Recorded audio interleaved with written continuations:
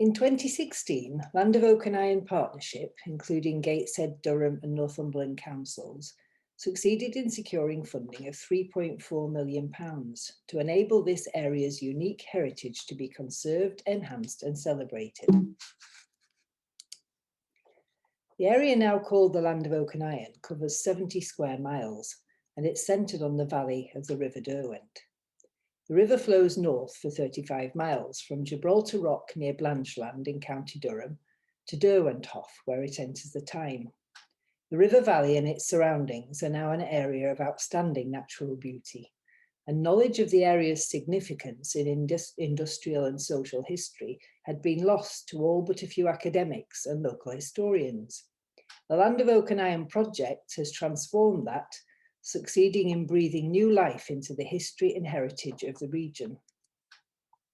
The distinctive history of the Land of Oak and Iron owes much to its natural resources, notably the hydraulic power made possible by the very fast-flowing river and the extensive deposits of accessible, good quality coal. The area was once covered in ancient oak forests, and the inhabitants through the ages have left their marks, from Bronze Age burials through the Roman remains, medieval religious communities and early iron workers to exquisite Georgian architecture and Victorian feats of engineering. Oak was not only used for fuel, house building and the manufacture of charcoal for the early iron industry, but also for building ships.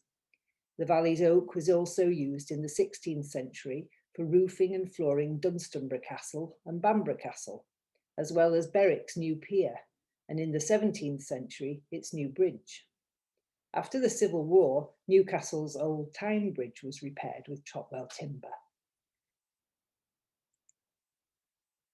Oak from Chopwell has been used for shipbuilding as far back as 1294, but the most famous product of the woods was the Sovereign of the Seas, built for Charles I at great expense. The tax levied by the monarch to build this showcase ship is cited as one of the causes of the English Civil War. The built heritage of the area includes many of the dams and weirs used to harness the hydraulic power for various corn, paper and fulling mills, as well as the needs of the early iron industry. Evidence of the iron industry that has been restored in recent years includes Derwent Coat cementation furnace on the top left here, built in the 1730s to convert wrought iron into steel. Going clockwise, you can see a picture of Winleighton Forge, which you can visit on Heritage Open Days. Then Allansford Blast Furnace, which was used around 1700 and is the earliest surviving ore roasting furnace in Britain. And lastly, the picture of Winfield Coke Works, which were built in 1861 by the trustees of the Victoria Garesfield Colliery. There's plenty to read about the early iron industry in the area, including a new dissertation which explores the links between these heritage sites, and I'll show you where to find more information at the end of the talk. Time Team came to Derwent Coal cementatious furnace, and you can still watch the film on YouTube. It's called The Furnace in the Forest. One of the most intriguing mysteries of the Derwent Valley is how a colony of German sword makers came to settle in Shotley Bridge in 1687. There were several prominent Catholic and recusant families in this area, which gave rise to the rumours about the links to the Jacobites. Historian and novelist Helen Stedman has recently uncovered the answers to some of the questions, and you can read on her website articles in historic journals, and you can read the novel which she published last year, The Running Wolf. In addition to the mining and manufacture that took place within the valley, there's a good deal of industrial heritage related to transport infrastructure. Lead, which had been mined in Weardale to the west of the Land of Oak and Iron, was transported over the moors and into the Derwent Valley on its way to the ports, and several of the routes in the area are still referred to as the Lead Road. The Derwent being unnavigable, the destination for raw and manufactured goods such as bricks, ironware and paper was the Staithes at Derwenthoff, Bladen and Stella, where cargo was loaded onto keels and rowed down to the deeper water in Newcastle to be transferred onto seagoing vessels. Coal was good quality and accessible without deep mining. The area is dotted with bell pits and adits. The major landowners in the area, including the Blakiston Bowes family of Gibbside and the Claverings of Axwell Park, negotiated and fought amongst themselves over way leaves in order to cross each other's land with wagonways. Two very formidable players in these dramas were women, Lady Elizabeth Bowes, whose son George is shown here, and Lady Jane Clavering, whose portrait is below. George Bowes founded the Grand Allies, contracting with the Liddells and the Montagues to build Causey Arch. Incidentally, two other viaducts in the area were constructed as a result of the Bowes family's influence. When the Derwent Valley Railway was built in the 1860s, the engineers had to dig a deep cutting and cross the river twice to ensure that the railway wasn't visible from Gibbside Hall. Lockhoff Railway Viaduct, which is called Nine Arches, and Rowlands Gill Railway Viaduct are the result. It appears from documentary evidence that Sir William Bowes, husband of Lady Elizabeth Blakiston Bowes, was instrumental in bringing to the Derwent Valley its most famous industrial enterprise, the ironworks of Midland's ironmaster, Sir Ambrose Crowley. There is much to say about the Crowley Empire, which was established here in 1791 and lasted almost 200 years. He initially used cottage industry methods in Winleighton on the hill, but as a result of huge Royal Navy contracts for nails, swiftly expanded into the River Valley, building his own slitting mill, expanding his range of products, and when he bought out a competitor in Swalwell, that became the manufactory for huge chains and anchors. The workers lived, according to strict regulations, in purpose-built housing with contributory benefits such as healthcare, education for adults and children, pensions and schools, and a welfare state far ahead of its time. These images show the entrance to one of the squares in Winleighton on the hill and the more picturesque riverside location of Winleighton Mill.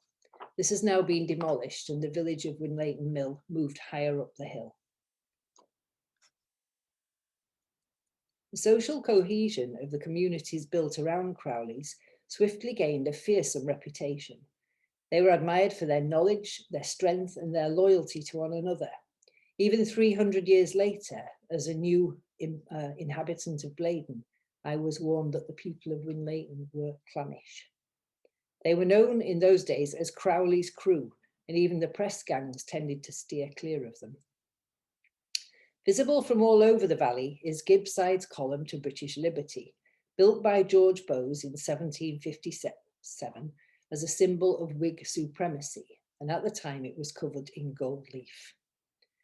The Whigs supported the Hanoverian monarchy, which had been brought in after the death of Queen Anne to prevent a Catholic from inheriting the crown. The figure holds the staff of maintenance and the cap of liberty. At the time, thriving with their Royal Navy contracts and protected in their prosperous working community, the Crowley ironworkers were monarchists through and through. 30 years after the death of George Bowes, however, liberty came to mean something quite different for the British establishment. The French Revolution made them fear for their status, their property, and their necks. They needed to have no fear in the land of oak and iron, however, for the ironworkers were active in their support for the establishment, and they participated in the ritual burning of effigies of revolutionary hero Tom Paine. All through the Napoleonic Wars, the area remained loyal to the crown. After the wars, however, the contracts dried up. Hardship came, and as a result of widespread hunger and dissatisfaction with the way the country was being governed, the forces of law and order became more and more draconian. In August 1819, yeoman cavalry were sent in to break up a peaceful demonstration in Manchester. The tide had turned in the land of oak and iron, and the ironworkers' villages had become strongholds of radical thought. In the wake of Peterloo, a vast demonstration was held on the town moor. Winleighton ironworkers had made weapons that could be hidden about the person and used to defend against cavalry attack. And what you can see here is the halberd, which you could hold up your sleeve, and the caltrop, which was thrown in front of cavalry. One of the leaders was a blacksmith called Joe Cowan, who would go on to be a founder member of the Winleighton Blacksmiths Friendly Society. Having made his money making bricks, he bought Stella Hall on the top right there and was later knighted for his work with the Tyne River Commission.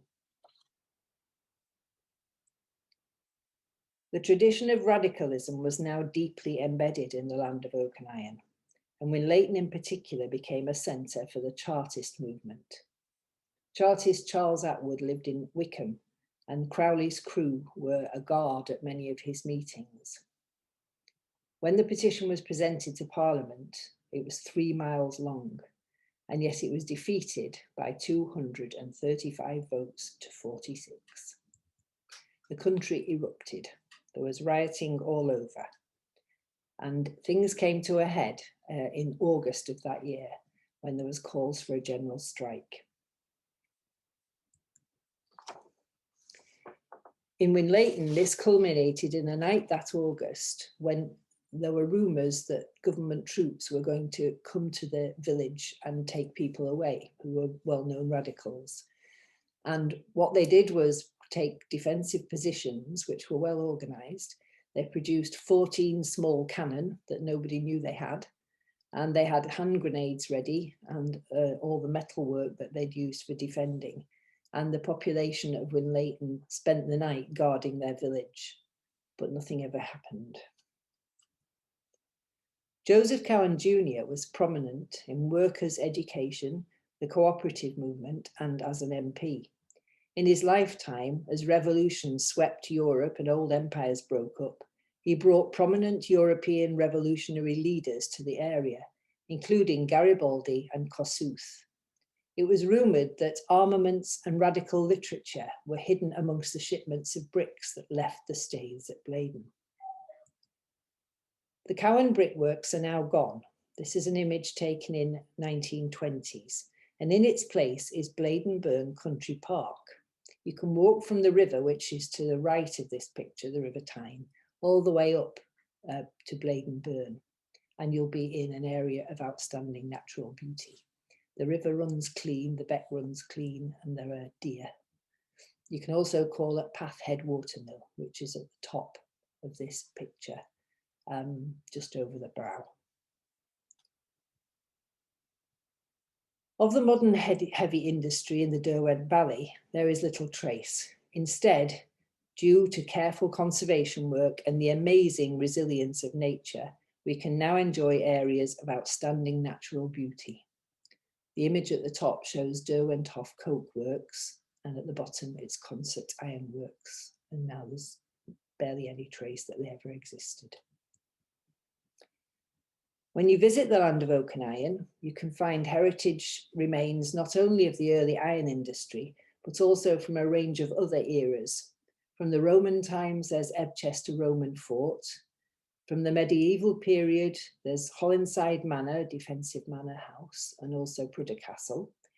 And at the bottom, you can see images of the two Georgian beauties of the valley, which are Gibbside Chapel and Axwell Hall, both designed by James Payne. And of course, there's a rich cultural heritage to explore.